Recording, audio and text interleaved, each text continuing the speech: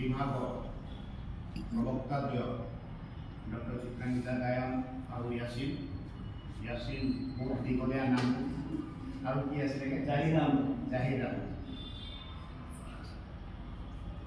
আৰু বুৰঞ্জী বিভাগৰ দ্বিতীয় চতুৰ্থ ষান্মাসিক কৰ্মশালা ছাত্ৰী প্ৰতিটো দিন এতিয়া সাপ্তাহিক কাউণ্টডাউন মোৰ আৰম্ভ হৈ গৈছে। যোৱাকালি শুক্ৰবাৰ গ'ল, এইটো মোৰ লাষ্ট শুক্ৰবাৰ আছিল উপৰি মহাবিদ্যালয়তে। আজি শনিবাৰ, এইটো মোৰ কাৰণে লাষ্ট শনিবাৰ আৰু নেক্সট শনিবাৰ মই মহাবিদ্যালয়তে নাপাম। প্ৰতিটো মুহূৰ্ত এতিয়া মোৰ কাৰণে একেবাৰে গ্লৰিয়াছ ৰিমেম্ব্ৰাঞ্চ ভিতৰতে সোমাই যাবলৈ ধৰিছে। অতীত গৌৰৱান্বিত অতীতৰ এটা স্মৃতি হৈ থাকিবলৈ ধৰিব গৈছেগৈ। তেনে মুহূৰ্ততে মোৰ প্ৰতিটো মুহূৰ্ত মোৰ কাৰণে অতি মূল্যৱান। চাপতি ধৰিবলৈ মন যায়, কিন্তু ৰাখিব নোৱাৰা হৈছোগৈ। ইমান দিন ভবা নাছিলোগৈ, 10 বছৰ 5 মাহ প্ৰায় 13 দিন ইতিমধ্যে মই এইখন মহাবিদ্যালয়তে কাম কৰি আহিছোগৈ। কিন্তু এতিয়া এই শেষৰ কেইদিন অলপ লাগিছে যে বৰ সোনকালে দিনকেইটা গ'ল নেকি।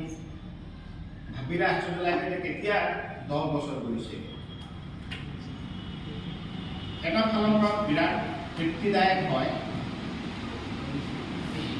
যদি তুমি কিবা এটা প্ৰজেক্ট আৰম্ভ কৰিছা আৰু তাৰ কৃতিত্ব সাফল্যমণ্ডিত পৰিসমাপ্তি ঘটিছে, তাৰ এটা তৃপ্তি ভিন্ন ধৰণৰ থাকে। আৰু এইখন মহাবিদ্যালয় মোৰ কাৰণে এটা প্ৰজেক্টহে হৈ আছে।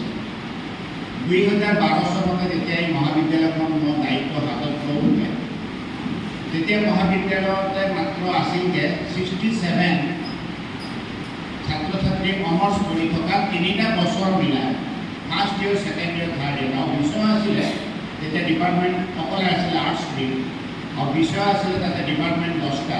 তাৰ ভিতৰতে 6টা ডিপাৰ্টমেণ্টতে আছিল অনাৰ্ছ আৰু 3টা ক্লাছ, তাৰমানে 18টা শ্ৰেণীৰ ল'ৰা ছোৱালী মিলি পেলাই আছিলে 67 আৰু টোটেল ষ্টুডেণ্ট আছিলে 700+। আজি আমাৰ টোটেল ষ্টুডেণ্ট হৈছে 2780 আৰু অনাৰ্ছ থকা ডিপাৰ্টমেণ্ট এতিয়া কলেজতে বিচাৰি আমি পোৱা নাযায়। আমাৰ এতিয়া 19টা ডিপাৰ্টমেণ্ট আছে, গোটেইকেইটা ডিপাৰ্টমেণ্টতে অনাৰ্ছ আছে। তাৰ উপৰিও আমাৰ MA আছে, BVoc আছে আৰু 2টা বিষয়। টোটাল আমাৰ 22টা বিষয় এতিয়া আমাৰ পাঠ্যক্ৰম আমি চলাই আছোঁ। এই যিটো প্ৰজেক্ট আমি আৰম্ভ কৰিছোঁ 12 চনতে, তাত এটা তৃপ্তি পোৱা যায়। এটা ভাল বিশেষ প্ৰতীকধৰ্মী হৈছে তোমালোকৰ ডিপাৰ্টমেণ্ট। তোমালোকৰ যিটো কৃতিত্ব, সেইটো মহাবিদ্যালয়ৰ কৃতিত্ব।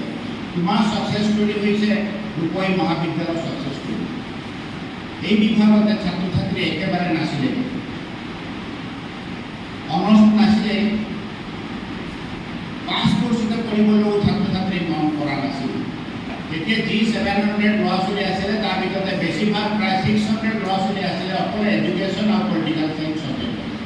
বাকী ইংৰাজী আৰু আছিলে MI, এইটো কম্পালচৰি সকলো পঢ়িব লাগে বুলি কৰিছিল। কিন্তু বাচিবলৈ যেতিয়া দিয়া হয়, চইচ কৰিবলৈ দিয়া হৈছিল 5 কোৰ্চ, তেতিয়া সিহঁতে লৈছিলে খালি পলিটিকেল চায়েন্স, নামটো কয় পলিটিক্স, আৰু এডুকেশ্যন, নামটো কয় এডু। আমাৰ ল'ৰা ছোৱালীবোৰ আহি এডমিশ্যন ল'ব বিচাৰে, আমি কওঁ যে কি ছাবজেক্ট ল'বা, নাই এডু। পুৰাটো কোৱা আৰু পুৰা নাজানে, যিমানটোৱে জানে। সেইটো এটা দিন। আৰু আজি আমাৰ হিষ্ট্ৰী অনাৰ্ছতে চোৱা 2টা ক্লাছৰ ল'ৰা ছোৱালী, ইয়াতকৈ অলপ বেছিও আছিলে। ছেকেণ্ড ছেমিষ্টাৰৰ ছাত্ৰ ছাত্ৰী প্ৰায় 39, আজি 39 ইয়াত উপস্থিত নাই। আমাৰ টোটেল চাগে এতিয়া 10-20 জন মানুহে আছে 2টা ক্লাছৰ মিলাই। 2টা ক্লাছৰ কিন্তু ফুল এনৰলমেণ্ট চাগে আছে 50। সেইটো অৱস্থা আমাৰ খালি যদি হিষ্ট্ৰী অনাৰ্ছৰ ল'ৰা ছোৱালীৰ সংখ্যা লোৱা হয় যে আজি তাৰিখতে 67 বেছি হ'ব। তেতিয়া আমাৰ গোটেই কলেজতে আছিলে 67 3টা ক্লাছৰ। আজি হিষ্ট্ৰী ডিপাৰ্টমেণ্ট এটা ডিপাৰ্টমেণ্ট, তাতে হৈছে 67 ল'ৰা ছোৱালী। 14খন ল'ৰা ছোৱালী এতিয়া অনাৰ্ছ লৈ পঢ়ি আছে যে মহাবিদ্যালয়ত। এই যিটো যাত্ৰা, সেই যাত্ৰাটো পাৰালাল আমি হিষ্ট্ৰী ডিপাৰ্টমেণ্টতে চলাবলৈ সক্ষম হৈছোঁ। চবতকৈ চেলেঞ্জিং আছিল হিষ্ট্ৰী। আমাৰ এখেতে আছিলে যে তেতিয়া জ্যোতিপ্ৰসাদ হাজৰিকা ছাৰ আছিল, লগতে আছিলে নুৰুল হক যে তেখেতো ৰিটায়াৰ কৰিলে। বহুত দিন ধৰি তেখেতসকলে ক্লাছ কৰিবলৈ এটা সুবিধা পোৱা নাছিল, তেনেকুৱা এটা সময় আছিল।